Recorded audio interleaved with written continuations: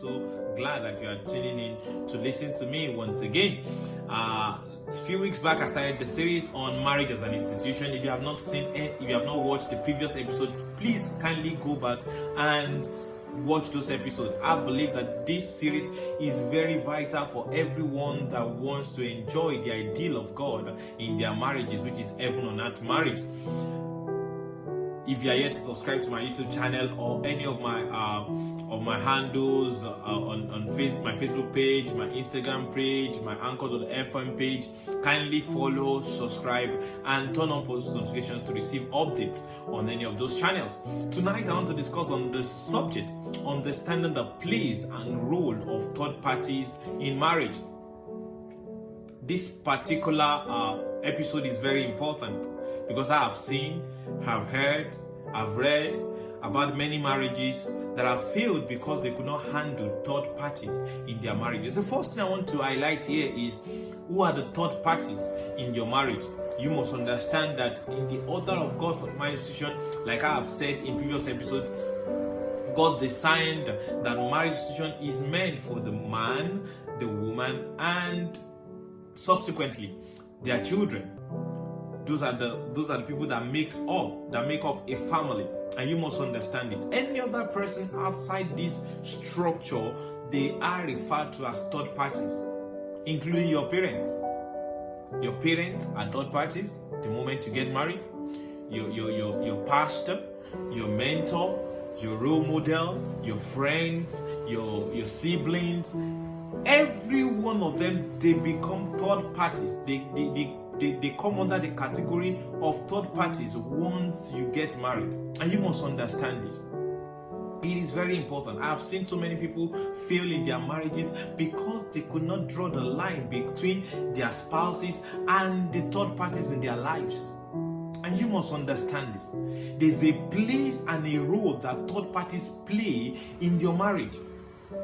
The moment you get married, the Bible says, for this reason, for this cause, a man shall leave his father and his mother, and shall cleave unto his wife, and they two shall become one flesh. Some months back, I did a series on leave to cleave. You can always go back and check that video. But tonight I want to talk specifically on the place and the role of third parties in your marriage. Third parties are important. We can't neglect them.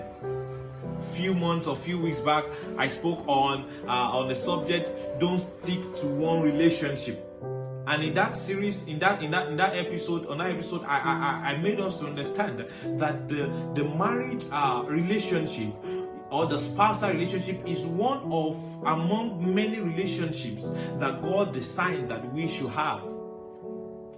And we should not be limited to that particular relationship alone. You have business relationships, you have career relationships, you have a societal relationship, you have community relationship, you have an organizational relationship, you have institutional relationships. You must understand this. And what I'm saying in essence is this: every other person outside your spousal relationship, they are third parties. They are third parties. They are important, but they are categorized under the third party category. You must get this correctly. Don't mix things together. You must have a clear line of boundary between other relationships and your spousal relationship. Next week I'll be talking on priority setting, and I'll make some clear distinctions about that. But today I want to talk on what is the place and what is the role of third parties in your relationship. The first thing I want to highlight here is the place of third parties in your relationship is a secondary place. Third parties, your parents, your friends, your siblings, your colleagues at work, your business associates, they occupy a secondary place or a secondary position the moment you get married. Your spouse, your husband or your wife, they take the primary place in your life the moment you get married. This is very important. This is very important. It is very, very important. the place of third parties, including your parents, is secondary place the moment you get married. The moment you get married, because the two shall become one flesh. And like I used to explain to people, it is simple. No other person, no other thing can be closer to you than the parts of your body.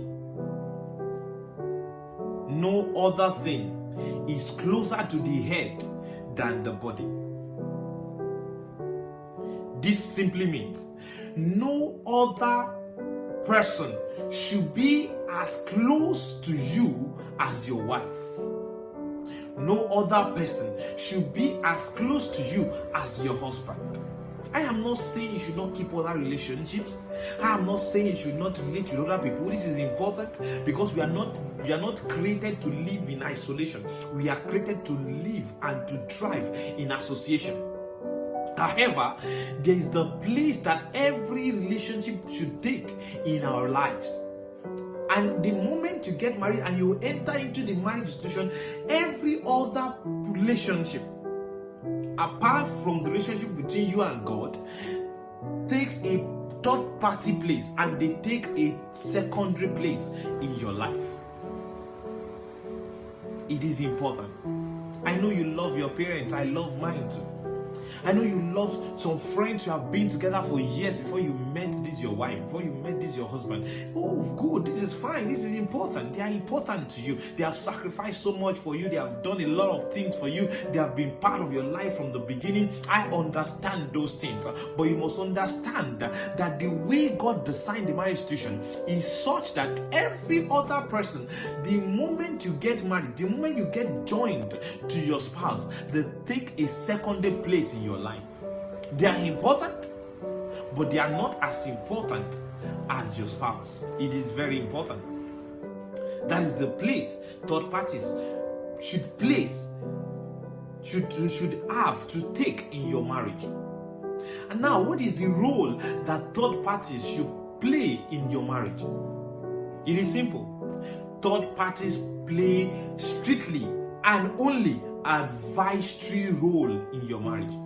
They should only play the role of an advisor. They only play an advisory role in your marriage. Your parents may have been taking decisions for you in the past. They may have been the one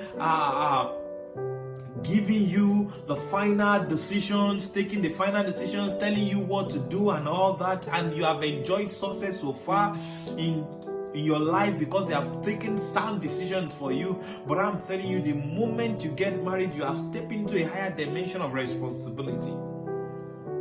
Higher dimension of responsibility. And the things they say to you, they are no longer decisions in your life. Let me say that again. The things they say to you, their opinions, they no longer take final decisions in your life. They no longer take final decisions in your life. They are no longer decisive in your life. You must take this correctly. You must understand this. Every information they bring to you, every opinion they bring to you, they are now advices. They are now suggestions. You must get this correctly.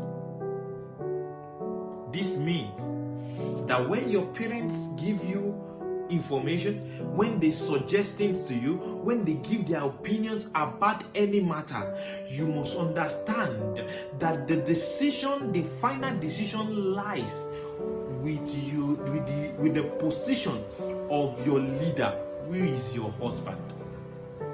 So as a wife, when your parents suggest things to you, when they give you opinions about certain matters, you should not take that as the decision in your marriage. You should bring that to your husband. Your husband has been given the role, the decisive role in your life the moment you get joined to him. just like the head takes decision, the mind takes decision for the entire body, so also your husband, as the leader in your home, takes the decision, the final decision for your life, for your marriage, for your home. You must get this correctly. And as a husband too, the suggestions and the opinions of your parents are important. They are vital. But you should understand that they now take an advisory role. So it means that when they give you opinions, when they give you suggestions, when they give you information, you should bring it to the board, to the internal board, which comprises of yourself and your wife. Then you look into it critically and analytically, and then from those opinions, the suggestions, the information, you make a decision from it.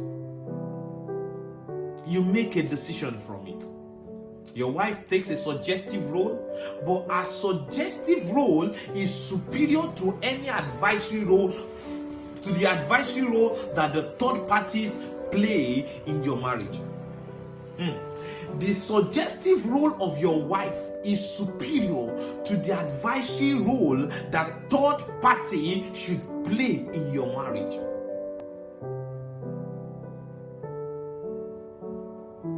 This is not talking about whether one person is more important or one person is not important. I am saying that this is the order. Marriage is an institution with a structure and with order. And if you do not respect that established structure and order, you cannot enjoy relevance in that institution.